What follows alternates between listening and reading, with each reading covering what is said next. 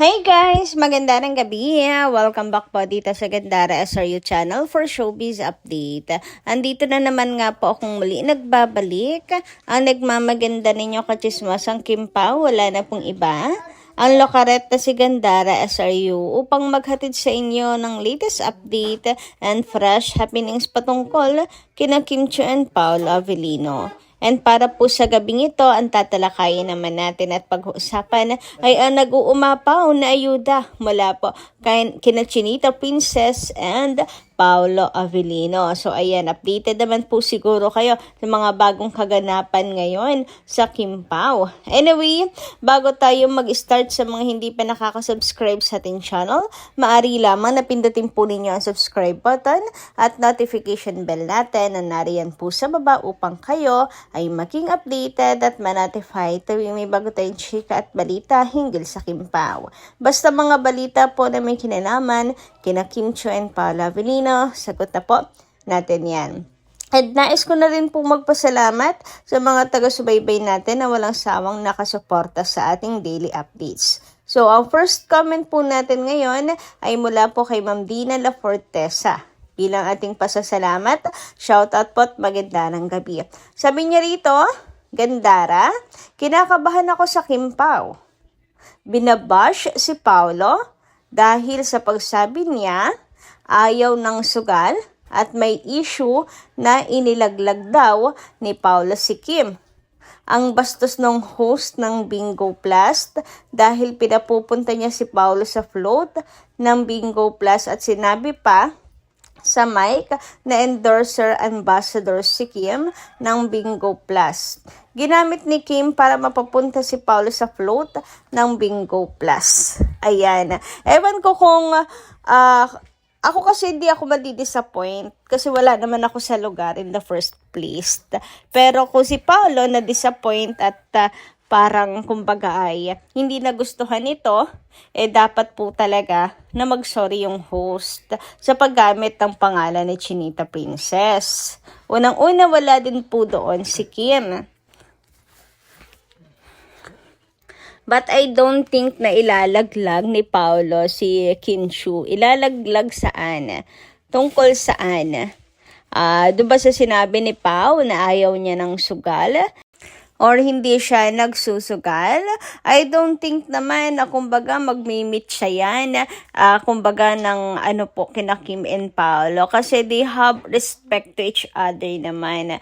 Kung si Paolo ayaw niya ng sugal, so alam niyo nakakabilib nga Dahil si Pao kahit po endorser si Kim, talagang po yung niya, paninindigan niya na hindi siya nagsusugal or ayaw niyang magsugal. Pero, syempre, may respeto siya sa desisyon ni Chinita Princess. So, nasa kanila naman po yun, nasa pag-uusap naman po nila yung mga bagay na yun. Basta importante silang dalawa, hindi po sila lulong sa sugal, hindi ba? Yun naman, pero ako naman po ay isa rin naman sa mga naniniwala na bad decision itong nagawa. Lahat naman po tayo ay may mga bagay, kumbaga na mali na desisyon sa buhay. Nako, wala pong perfect dyan. So, maybe ito pong pag-endorse ni Kim ng Bingo Plus, hindi niya akalain. Kumbaga ay isa sa naging maling decision niya na I think hindi na po siya magre-renew. Marami pong mga fans na nagsasabi na wag na siyang mag-renew doon. Pakiusap lang.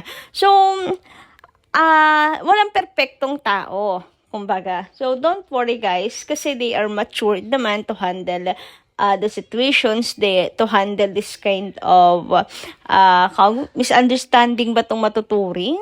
Or this kind of decisions in life. Kumbaga, maliit lang to para sa maapektuhan yung relasyon nila. Pwedeng umiral kasi yung respects to each others. Tapos, ayan, hinahayaan na lang rin siguro ni Pao na matuto si Kim, ayan, sa mga maling desisyon sa buhay. So, relax lang po kayo. Maniwala po kayo sa maturity ng dalawa. Anyway, ayan, mga bagay na hindi naman natin kontrolado. Dumako na lang po tayo dito sa next update natin. Mula po kay Miss Annalyn Hiccup, sabi niya dito, "Hey Gandara, baka lumabas na ang unang resulta sa kaso nilang magkapatid. Kaya ang Paolo ay nag-alala. Kailangan ng masasandalan ulit. Iyan ang Paolo pag nagmahal. Pero natapos naman niya siguro yung oras niya. Alam ko 1 to 2 hours lang naman ang bayad sa kanila dyan.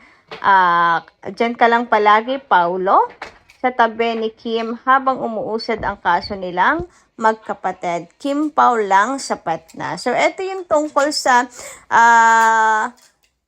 biglang uwi ni Paolo Avellino. Hindi man biglang uwi. Pero alam niyo pagkatapos ng work, tapos na talaga, uwi na siya. Tapos si Kimi naman kinabukasan is namumugto yung kanyang mga mata. Marahil ang iniiyak daw ni Chinita Princess ay tungkol sa kaso nilang magkapatid. Ang hirap kasi talaga niyan, 'di ba? Ang hirap ng sitwasyon na 'yan. Lalo na kung kayo yung nasa sa sitwasyon ni Kimi. Anyway, dako naman tayo sa comment po ni Ma'am Merlita Aurea Rodriguez. Sabi niya dito, "Good PM Miss Gandara." Sabi nauna daw si Janine at Paolo. Di mabuti. Naunang magtambal pero hindi naging sila. Tama na yung paulit-ulit na lang na naging si Jay at Pao. Ano ngayon? Sa amin wala kaming pake. Ang importante yung ngayon. Pero marami pa rin ang naniniwala kay Paolo na sinabi niya na hindi naging sila. Kaibigan lang ang turing ni Paolo kay Janine na binigyan ni Janine ng ibang kahulugan. Na sinabi ni Pao, nag-assume lang si Janine. Basta ang mahalaga sa aming mga makakimpaw ay yung ngayon. Yung kay Jay na sinasabing sila ang nauna, sige na nga. Paano? Okay na kayo mga bashers? Paano? Okay na kayo? Masaya na kayo? Sa ipinipilit nyo? Ayan, kung pinagpipilitan nilang sila ang nauna, wala na talaga tayo daw magagawa. Ang importante ay yung ngayon, di ba? Sila nga ang nauna, pero kanino ba bumagsak si Paolo Avellino? Di ba kay Kimi, sabi nga ni Pao, hindi rin niya akalain na kay Kim Chiu pala ang bagsak niya. Uy, grabehan. Samantala, dumako naman po tayo dito sa mga balita na atin pong nasagap ngayong gabi at unahin na natin itong magandang balita mula po kay Chinita Princess. So, ayan, para sa mga gusto po ng mga pre-love items mula kay Chinita Princess, ayan, meron po siyang closet bazaar para sa kanyang mga fans. At ito po ay mapuproceed sa charity. Yan po ang mahalagang balita upang tayo pong lahat ay makiisa dito. Tayo po ay maging kabilang kasi once na tayo po ay nakiisa, parang kasama na rin po tayo sa mga nagbigay ng tulong sa charity na gagawin ni Kim Chiu. Ayan, napakabuti talaga ng puso ni Chinita Princess. January, di ba?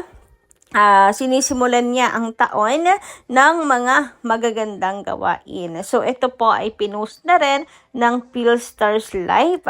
So, ayan, grabe, headline talaga po palagi si Chinita Princess. Ganyan po ka-in-demand ang Kimi natin na kahit konting kibot lang ni Chinita Princess, talagang headline na po agad. Ganyan din po kabuti ang puso ni Chinita Princess. Grabe. So, para po sa charity, pwede naman kasing hindi, 'di ba? Pero kasi alam niya naman yung nangyari sa kanya. Pero despite everything ng kanyang mga pinagdaanan, alam niyo na yun, pag financial, pero wag ka, nagagawa pa rin pong tumulong ni Kimi at mag-share ng mga blessings. Ayan, at ang nakakatuwa dito sa charity niya ibibigay, which is nangangailangan po ng pondo talaga. Samantala, dumako naman tayo ngayon dito po sa necklace ni Kimi. Ayan, abangan niyo yung vlog ni Chinita Princess, no? So, kapansin-pansin dito yung kanyang necklace, suot-suot niya.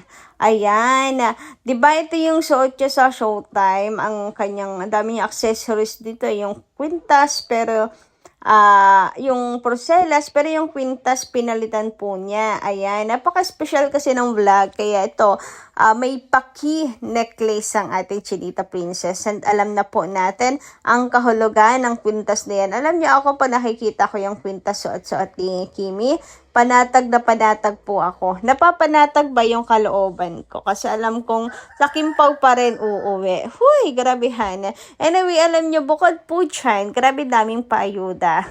Dahil ni Kimi, dahil bukod sa pasusi, paki, necklace ni Chinita Princess, ay pinusuan naman niya ang post ni Papi. Grabe, may pagpuso naman nga yan.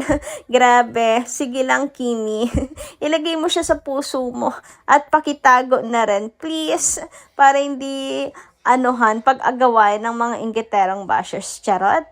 Anyway, yun makikita nyo nga dyan sa baba. Ayan, ang nag-iisang Chinita Princess. Pinusuan niya lang naman po itong na yan, post kay Paula Avellino. Grabehan, ganyan talaga. Kapag in love, nagiging stalker. Charot, stalker talaga. Pero alam niyo, napapansin niyo ba yon na bawat post ng isa't isa, nilalike nila. Na para bang, me at the ang tawagan nila. Charot! Anyway, hanggang dito lang muna ang ating update. Maraming salamat po sa inyong pakikinigan. Kita-kits po muli sa mga susunod nating chika. Maraming pong salamat.